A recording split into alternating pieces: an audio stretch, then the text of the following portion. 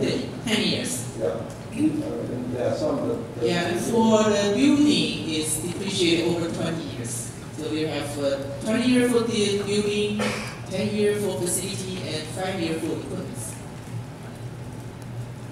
Well, of course, about 80% of our capex is on equipment. Exactly. So you asked about the ratio between capex and depreciation. It takes 80% of the capex, depending on what time in the year to spend, and then you spread it over 5 years. That's 80% of the capex. And I think roughly, probably year depreciation stuff is, yeah, I know, it's like, it varies from year to year. This year, next year, we actually really probably keep doing stuff. So there is a greater component in our capex that's going to be decreasing over 20 years. I think your question is more to that. Can you give me one example for this year? You're asking a relationship between depreciation and capex. For example, this year we were planning to spend 8 to 8.5 billion, and with the depreciation about a little bit more than 4 billion. So there's some relationship between the two.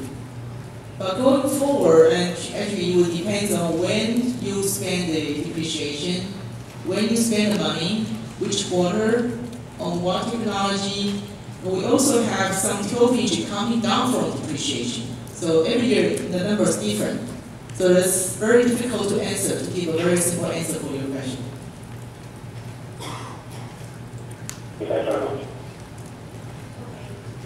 So we will continue to take our next question from the call. Operator, please proceed with the next caller. The next question comes from the line of Danish from RBC Capital Line. Danish, please go ahead. Thank you very much, Dr. Chan. I have a question on the 15 nanometer.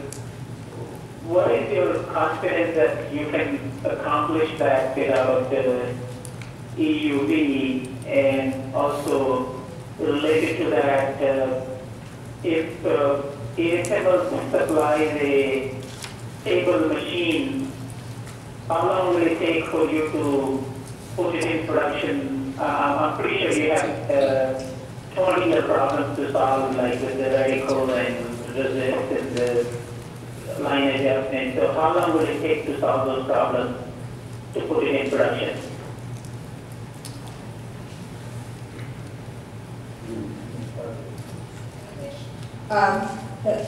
Your question is, if we start with, you said 15 nanometer, but I suppose you are referring to 10 nanometer because that's when we will start using the EUV. So no, I think this question was, how confident are we that we can accomplish 16 nanometer without EUV? Oh, okay. Right? Yes. Yeah.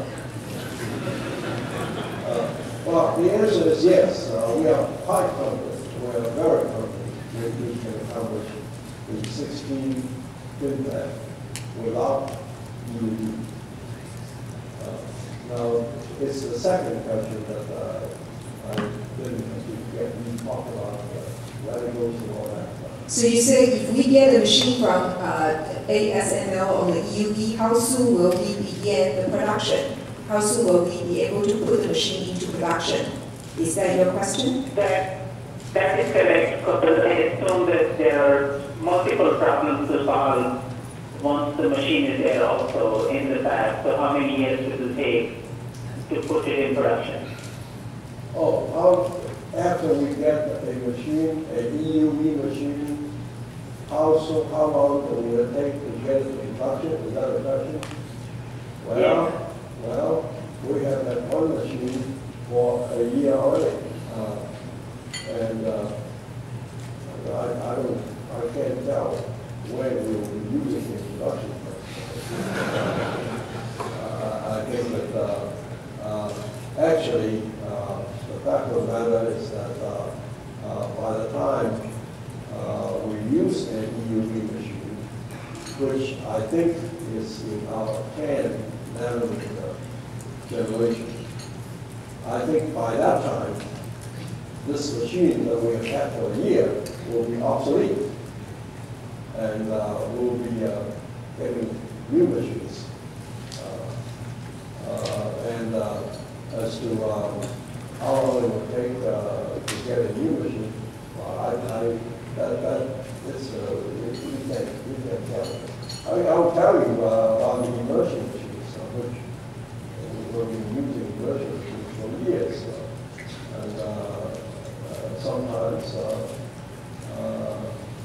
it doesn't take very long. Sometimes it takes several months or half a year.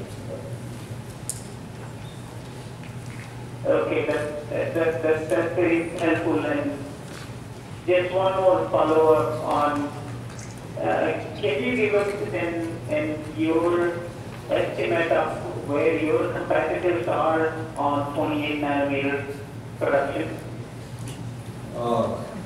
There's a lot of rumors about, but I do not believe most of the rumors. I really haven't seen anything real yet. Well, I've seen very, very little real yet. Okay, thank you very much. All right, now we will switch back to the floor. The next question goes to HS.